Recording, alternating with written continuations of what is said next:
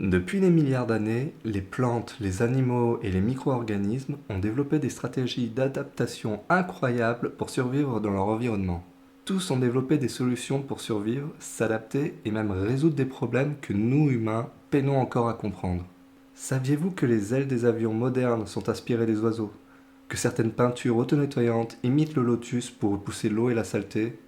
Que des trains ultra rapides ont été repensés grâce à un oiseau pêcheur?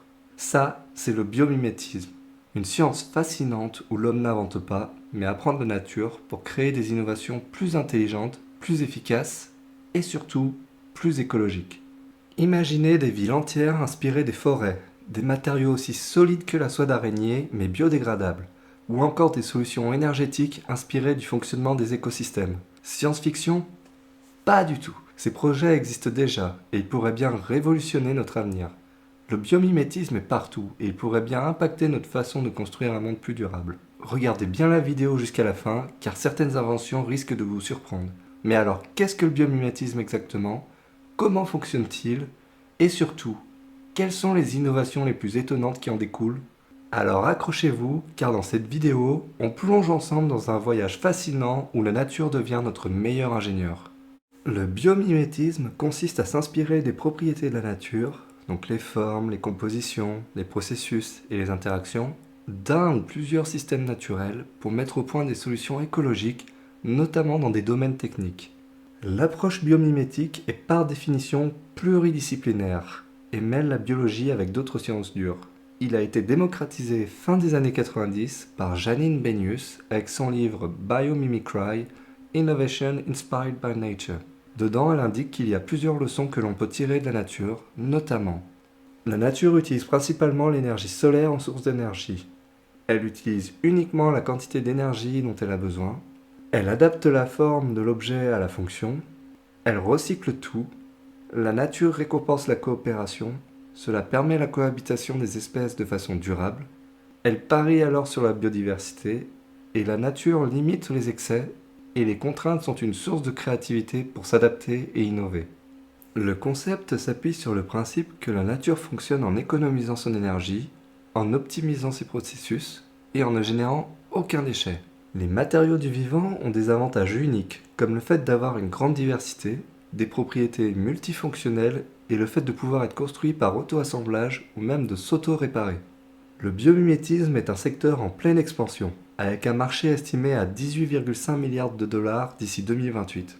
Les pays asiatiques et les États-Unis sont ceux qui contribuent le plus aux publications et brevets sur le biomimétisme. En Europe, l'Allemagne a longtemps été en tête. Le Royaume-Uni et la Suisse sont aussi deux pays fortement impliqués. Il existe de nombreuses approches pour le biomimétisme, notamment le biocontrôle. Il consiste en un ensemble de méthodes de protection des végétaux en se servant de mécanismes naturels. Le but est de se servir des mécanismes et interactions qui régissent les relations entre espèces dans le milieu naturel, et ainsi le but du biocontrôle est de gérer les équilibres des populations d'agresseurs plutôt que de veiller à l'éradication des nuisibles. Il y a également le biousage ou biosourcing, qui consiste à utiliser un intrant végétal ou animal dans son procédé de fabrication, par exemple la mycoremédiation des sols pollués par des champignons. Afin de se servir du biomimétisme, il existe deux méthodes se servant du cycle biomimétique. Celui-ci consiste à analyser le besoin technique et de chercher dans la base de données biologique s'il existe des espèces ayant des caractéristiques permettant de résoudre le problème. Deux approches existent pour résoudre les problèmes avec le biomimétisme. La démarche du biologiste, celle-ci consiste à partir du système biologique et de se demander quelles applications pourraient en découler. Les découvertes sont alors plus dues au hasard. Et la deuxième solution, c'est la démarche de l'ingénieur. Celle-ci consiste à partir du besoin technique en premier et de regarder ensuite dans la base de données les solutions existantes. En plus des observations des organismes, il peut être intéressant de regarder leur interaction avec leur environnement, afin de déterminer les éventuels impacts qui pourraient en découler. L'association Biomimicry Europa, créée en 2006, propose de distinguer trois niveaux d'inspiration: les formes biologiques, les matériaux et processus, et les interactions. Les domaines d'application du biomimétisme sont vastes et concernent notamment différents domaines, dont entre autres l'agriculture, tout ce qui est agroécologie et lutte biologique inspirée des écosystèmes naturels, L'utilisation de permaculture et l'agroforesterie permettent d'utiliser des schémas d'organisation inspirés des forêts pour améliorer la résilience des cultures. Pour la transition agricole, M2I Life Science a mis au point par exemple un système de biocontrôle qui permet d'éloigner certains ravageurs de façon ciblée en se servant de phéromones. Cette méthode permet de limiter l'utilisation d'intrants chimiques. Les ravageurs des uns étant les défenseurs des autres, il y a alors un équilibre qui s'opère, limitant la prolifération et la surreprésentation d'une espèce. Les produits chimiques sont utilisés comme traitement contre les ravageurs. Or, plus on utilise ce genre de produits, plus on amplifie le phénomène. Entre 1945 et 1997, selon Janine Benyus, le recours aux pesticides a augmenté de plus de 3300%. Mais les pertes totales dues aux ravageurs n'ont pas diminué. Les paysans dépendent ainsi totalement des produits phytosanitaires. En passant de la polyculture à la monoculture et en mettant les paysans sous dépendance d'engrais et de pesticides, l'homme a ôté à la terre ses défenses naturelles. On va également avoir le domaine de la santé, donc tout ce qui est matériaux biomimétiques pour les implants médicaux. L'hémoglobine du ver marin est également utilisée pour améliorer la conservation des greffons d'organes. Et les aiguilles des seringues peuvent s'inspirer de la trompe des moustiques. Plus de 60% des médicaments anticancéreux disponibles dans le commerce sont d'origine naturelle, car ils sont issus de plantes ou de champignons. L'utilisation de biomatériaux pour la réalisation des greffes osseuses permet de trouver des solutions alternatives dans ce domaine de la santé. L'une des classes de biomatériaux les plus prometteuses est le collagène, y compris ceux issus de la biodiversité marine. On va avoir également l'urbanisme, donc tout ce qui est conception de villes inspirées des écosystèmes, et ainsi il est possible d'agir sur l'orientation des quartiers et des bâtiments. Inspiré de la phyllotaxie, qui consiste en l'agencement des feuilles sur une tige, cette approche permet d'optimiser l'ensoleillement et la ventilation naturelle dans l'habitat. Il est également possible d'utiliser des façades végétalisées ou des microalgues afin d'améliorer l'isolation thermique et de produire de l'énergie. Au cours de l'histoire, le design en forme d'ogive gothique a remplacé la voûte romane arrondie. Ce changement de design a permis de construire des bâtiments plus grands et plus lumineux, notamment des cathédrales. Le biomimétisme permet également de concevoir des bétons régénérateurs, isolants et ventilés, inspirés des stratégies du vivant. La mise en œuvre de mécanismes tels que la biocalcification du sable à partir de bactéries permet de combler des fissures sans avoir à démolir et reconstruire. Il y a également le transport. Pour le train à grande vitesse japonais, le Shinkansen, son design fut inspiré du bec du martin-pêcheur pour réduire la traînée aérodynamique et le bruit lors de la sortie des tunnels. Il existe également la propulsion nautique bio-inspirée. Celle-ci est inspirée de la nage des poissons. Elle permet de remplacer les hélices traditionnelles par des membranes ondulantes. Il y a également la chimie verte et les matériaux innovants. Le biomimétisme inspire la conception de matériaux biodégradables, résistants et multifonctionnels qui limitent l'impact sur l'environnement. Il est possible de produire du verre bio-inspiré se basant sur des éponges marines et des diatomées pour créer du verre à température ambiante, sans émission de CO2. Il est également possible de créer des revêtements super hydrophobes s'inspirant de la feuille de lotus. La surface de la feuille du lotus empêche tellement l'adhésion des particules et de l'eau que les gouttes d'eau qui passent sur ces feuilles emportent avec elles toutes les saletés à la surface. Ceci permet de créer des surfaces auto-nettoyantes et antibactériennes. Dans la même idée, l'entreprise Pido a conçu des combinaisons de natation en s'inspirant de la peau de requin pour réduire la traînée dans l'eau. Cette idée a également été utilisée pour la conception de coques de navires. Il est également possible de créer des alternatives au plastique en utilisant des plastiques à base de champignons pour concevoir des emballages biodégradables à partir de mycélium.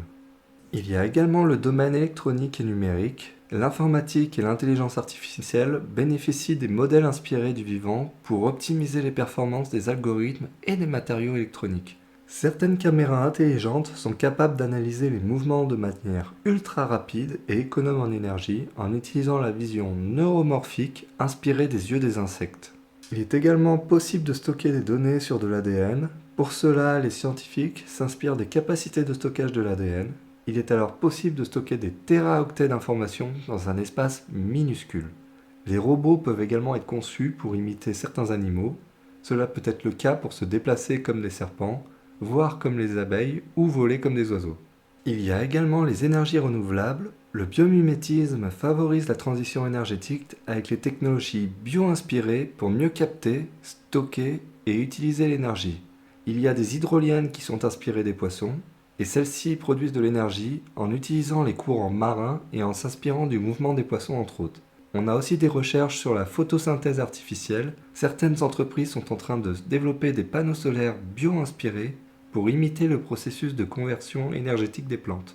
Il y a également la défense et la sécurité.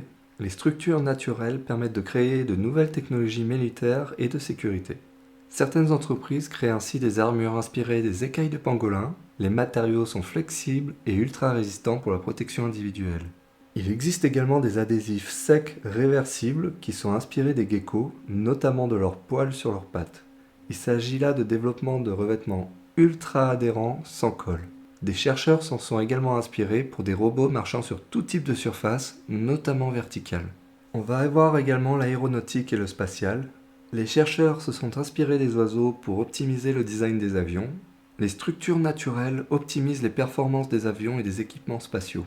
Les chercheurs se sont penchés sur le développement de winglets bio-inspirés. Cela permet l'amélioration de l'aérodynamisme des ailes d'avion, réduisant la consommation de carburant. Le biomimétisme a également permis le développement de structures déployables inspirées des origamis. Celles-ci sont utilisées pour la conception de panneaux solaires pliables sur les satellites par exemple. Les chercheurs d'Airbus ont également étudié la conception d'ailes vibrantes inspirées des insectes. Ceci permet l'optimisation des performances des avions en vol. On va également avoir le textile, la mode et le luxe. Le biomimétisme inspire la mode et les textiles en créant des matériaux intelligents, biodégradables et performants. L'entreprise MyCowork développe du cuir végétal à base de champignons. Cela a pour but de remplacer l'utilisation du cuir animal. Il existe également des textiles adaptatifs inspirés des pommes de pin. Le matériau change de forme en fonction de l'humidité. Et la synthèse de soie d'araignée permet également d'avoir un matériau ultra résistant et biodégradable utilisé pour le textile et le médical. Cette vidéo est sponsorisée par Mel Science. Mel Science est une offre par abonnement pour faire découvrir les sciences aux enfants. Chaque mois, un nouveau kit vous est livré pour découvrir de nouvelles choses dans les sciences. En fonction du pays, plusieurs domaines existent, notamment le STEM pour les enfants de 5 à 10 ans, la physique pour les enfants de 8 à 14 ans et la chimie pour ceux compris entre 10 à 16 ans. Il est également possible de prendre un abonnement à l'année afin de bénéficier d'une remise de 15%. Avec chaque souscription, vous aurez 2 à 3 nouvelles expériences à tester. Mel Science est présent dans plus de 40 pays à travers le monde et l'offre reste plutôt abordable. Vous pourrez ainsi partager une expérience unique avec votre enfant et partager votre amour des sciences. Vous pouvez également offrir un kit en cadeau à une connaissance, pour son anniversaire par exemple. Avec votre premier kit, vous recevrez également un équipement VR. En le combinant avec l'application Mel Science, vous pouvez profiter pleinement des expériences qui fournissent chacun un code VR. Alors n'hésitez pas à cliquer sur le lien dans la description. Vous pouvez bénéficier de 50% de réduction sur le premier mois en rentrant le code de réduction, ce qui vous permettra de tester le kit en toute tranquillité. Vous pouvez annuler ou mettre en pause votre abonnement à tout moment sur leur site, donc il n'y a rien qui vous retient de tester ce kit. Outre les domaines d'application que je viens de mentionner, il existe également des applications dans des domaines plus ciblés. Parmi ces cas plus ciblés, on aura ainsi la dépollution de l'eau. On compte 800 millions d'êtres humains qui n'ont pas accès à l'eau potable. Or, le stockage ou la dépollution de l'eau est quelque chose que la nature sait bien faire. Il est ainsi possible d'utiliser des légumineuses pour dépolluer les sols miniers afin d'absorber le zinc et l'azote. Et l'utilisation de moules permet également de filtrer les eaux et de détecter la pollution en changeant de couleur. Il en va de même avec certains champignons qui peuvent filtrer l'eau. Parmi d'autres exemples, on aura le velcro, qui a été inventé à partir de la fleur de bardane. Celle-ci est difficile à décrocher des poils des animaux, ce qui a inspiré l'ingénieur suisse Georges de Mestral en 1948 pour concevoir le velcro, pour velours et crochet. Dans les velcro, il y a ainsi une couche composée de crochets et une autre couche composée de velours. En effet, ces fruits sont dotés de minuscules crochets qui se déploient quand ils sont en contact avec des poils et certains types de tissus. On va avoir également la création de couleurs sans peinture. Chez l'homme, la couleur de nos poils ou de notre peau provient d'un pigment, la mélanine. Pour d'autres couleurs en revanche, comme le bleu, il n'y a pas de pigment. Or, si on regarde dans la nature, on verra de nombreuses espèces avec du bleu, comme le paon et certains papillons. Ces couleurs sont alors dites structurelles, car elles ne sont pas dues à un composé chimique, mais à une interférence optique due à la structure composant les membres de l'animal. Ces interférences empêchent ainsi certaines couleurs d'être réfléchies, permettant de ne diffuser que certaines couleurs précises du spectre visible. C'est une solution idéale pour créer des couleurs sans utiliser de peinture. On peut se poser des questions sur le biomimétisme également. On peut se demander quel sera l'impact de la diminution de la biodiversité sur le développement du biomimétisme et si cette diminution dans la recherche sur le biomimétisme peut pousser à la protection des êtres vivants. L'être humain a tendance à modifier la nature pour atteindre ses objectifs, mais cela peut avoir souvent un impact négatif sur l'environnement et la nature. Bien que le biomimétisme permette d'avoir une approche plus écologique, cela ne justifie pas de ne pas se poser de questions plus larges sur la pertinence de la solution utilisée. Par exemple, il est plus écologique de prendre le vélo qu'un avion qui aura bénéficié du biomimétisme. Une autre question que l'on peut se poser est la suivante. Est-il éthique de vouloir modifier la nature pour la rendre plus performante? On peut ainsi vouloir mettre des limites au biomimétisme, comme par exemple exclure la recherche sur les innovations technologiques dont l'objectif est de remplacer le fonctionnement de la nature, comme par exemple utiliser des drones pollinisateurs. En complément du biomimétisme vient le concept d'éco-conception, consistant à réduire les impacts environnementaux des produits en utilisant des matériaux durables, une production optimisée, des circuits courts et un cycle de vie à impact minimal. Un autre concept complémentaire est l'économie circulaire, qui a pour objectif de préserver les ressources en créant un cercle vertueux où les déchets de l'un sont les matières premières de l'autre. L'idée est alors de n'utiliser que le minimum des ressources, de réutiliser les matières premières déjà utilisées dans les produits plutôt que de les jeter. La dimension économique reste ainsi un frein sérieux au développement du biomimétisme. Les scientifiques se penchent sur la question de savoir si le biomimétisme est un élément permettant la prise de conscience environnementale, qui était l'idée à la base. En effet, si l'on prend le cas de l'avion, celui-ci a bénéficié de beaucoup d'innovations grâce au biomimétisme, mais reste plus polluant que les autres moyens de transport. Parmi les dérives du biomimétisme, on peut redouter que l'homme cherche à utiliser la nature uniquement pour ses intérêts, au détriment de celle-ci, et qu'il ne soit pas inquiété de sa disparition. Par exemple, l'idée d'utiliser des robots en forme d'abeilles pour polliniser les plantes, comme un des épisodes de Black Mirror, peut nous faire réfléchir sur notre lien avec la nature. Mais avant de continuer, je tenais à vous demander une chose. Si vous aimez le contenu que je produis, n'hésitez pas à vous abonner à la chaîne et à laisser un pouce bleu afin d'aider à promouvoir ces vidéos éducatives. Une des utilisations du biomimétisme peut être également de créer des solutions permettant à la nature de se régénérer. Par exemple, l'utilisation d'une tronçonneuse pour créer des trous dans les arbres pour créer un habitat pour les oiseaux plutôt que d'utiliser des perchoirs mal isolés. Une autre application pour la nature pourrait être la conception de récifs artificiels pour permettre à la nature de survivre face à l'extinction des récifs naturels. On entre toutefois dans une sorte de remplacement de la nature qui n'est pas idéal, mais peut être intéressant d'explorer lorsqu'il n'y a pas d'alternative viable. L'étalement urbain remplace les habitats naturels par des structures plutôt plates et sans relief. Cela ne permet pas d'avoir une grande biodiversité. Il est alors possible d'ajouter, en plus de ces structures, des micro-habitats artificiels pour permettre aux animaux d'exister dans ce type de milieu. Je voudrais à présent compléter cette présentation du biomimétisme avec le livre L'économie bleue de Günther Pauli. Selon lui, nous n'utilisons pas assez les déchets que nous générons. Nous avons plutôt tendance à brûler ces déchets que nous générons et lors de processus industriels, nous n'essayons pas d'utiliser tous les éléments. Or, au sein des écosystèmes, les déchets de l'un sont la nourriture de l'autre.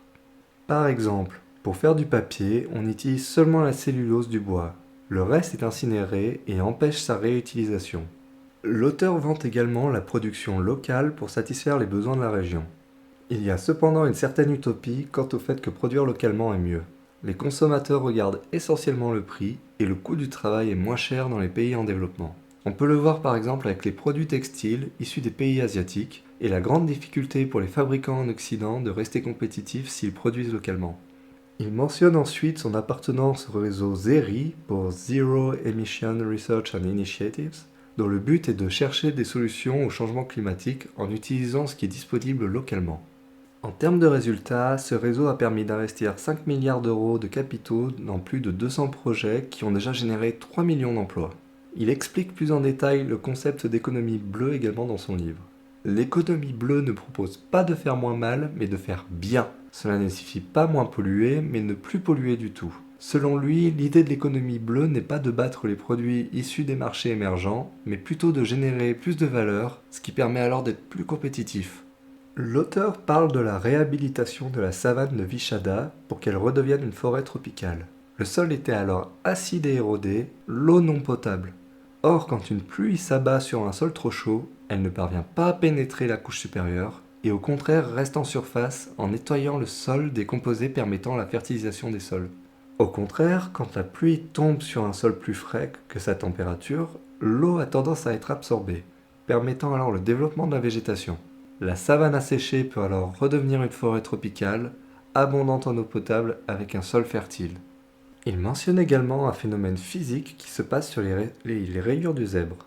Celui-ci est capable de réduire de 7 à 8 degrés sa température externe en jouant sur des courants d'air générés par l'alternance de ces rayures noires et blanches. Or, dans les bâtiments modernes, on cherche à réfléchir la lumière en utilisant principalement la couleur blanche. La couleur noire absorbe la lumière, ainsi l'air en suspension au-dessus du blanc est plus froid que l'air au-dessus du noir. Or, l'air chaud a tendance à s'élever, ce qui entraîne un différentiel de pression avec l'air froid. Cela crée des micro-courants d'air qui rafraîchissent la surface sans qu'une ventilation mécanique soit nécessaire. Au Japon, ce dispositif a permis pour un bâtiment de réduire la température intérieure de 5 degrés durant l'été. Plutôt que d'isoler l'intérieur, la réaction physique élimine la chaleur à l'extérieur. Un autre phénomène utile est l'utilisation de tourbillons verticaux et horizontaux afin de créer des vortex. Ce système permet de dépolluer des solutions liquides par des techniques physiques et auto-nettoyantes. Pour lui, la vraie révolution dans les piles n'est pas la pile verte, mais des systèmes énergétiques sans pile.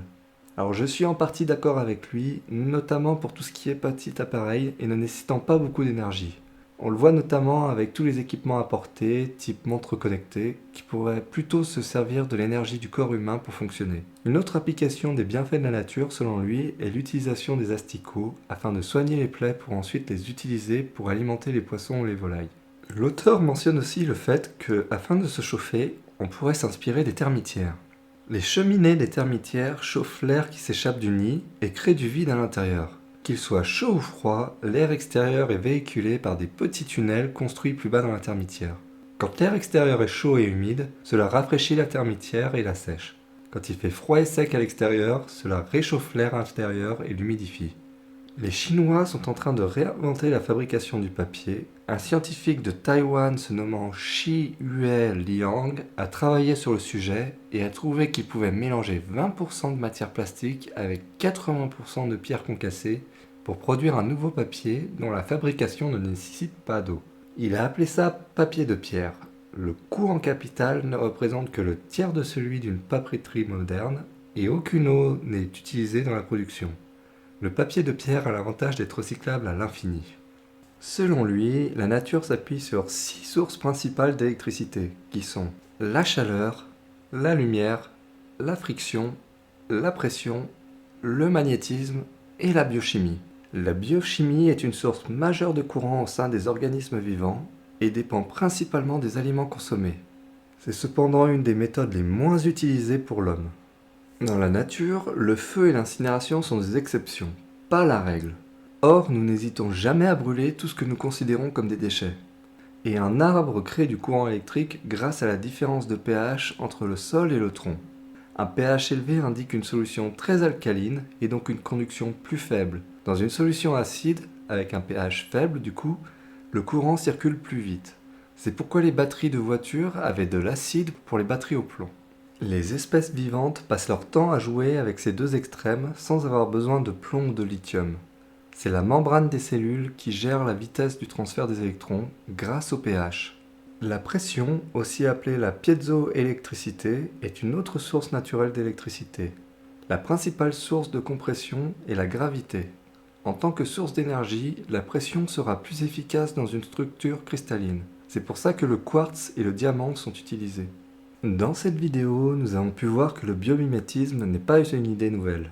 La nature, après des milliards d'années d'évolution, est devenue une véritable bibliothèque d'innovation. Les plantes, les animaux, les micro-organismes, tous ont développé des stratégies de survie incroyables et aujourd'hui, nous nous en inspirons pour concevoir des solutions plus intelligentes, plus efficaces et surtout plus respectueuses de l'environnement. Nous avons pu voir que tous les domaines étaient concernés, allant de l'aéronautique à l'immobilier, en passant par la mobilité. Le biomimétisme nous permet d'apprendre à construire des systèmes plus résilients plus économes en énergie et parfaitement intégrés dans leur environnement. La nature ne produit pas de déchets, elle optimise chaque ressource, elle recycle, elle s'adapte, et c'est exactement ce dont nous avons besoin aujourd'hui pour faire face à la crise écologique. Alors la vraie question c'est, et si la solution à nos problèmes était là depuis le début? Si la nature a su s'adapter à toutes les contraintes pendant des millions d'années, pourquoi ne pas s'en inspirer pour imaginer un avenir plus durable? Voilà, j'espère que cette vidéo vous a plu. Si vous avez aimé, n'hésitez pas à laisser un like ou un commentaire et j'y répondrai avec grand plaisir. Si vous écoutez l'émission en podcast sur Spotify ou Apple Podcast, n'hésitez pas à laisser une bonne note. Je rappelle également qu'il y a la newsletter à laquelle vous pouvez vous inscrire pour avoir des news sur l'écologie. Et je vous dis en tout cas à une prochaine pour une autre vidéo. Ciao!